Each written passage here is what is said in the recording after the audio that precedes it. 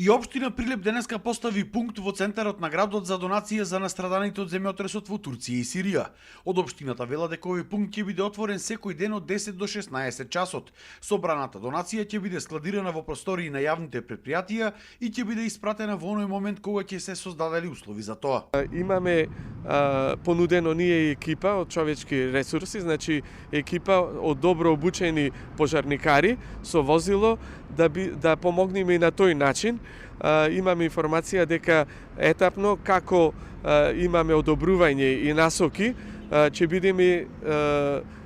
бидеме информирани во кој момент таа екипа ќе биде испратена на лице место. Прилепчани во голем број носеа храна, облек, обувки, кебињи и постелнини. Ги повикуваат сите кои што можат да помогнат. Па имаме за останати работи што се здрави. Не ги носиме дома гардеробите, знаете, и сите преполни се вака, барем ќе се најде за луѓе, нека се стреда, нека се стопла, едно по едно да може траотра луѓето, барем топло да му биде. А да помогнеме колку се можеме, донираме. Многу теско, многу жално.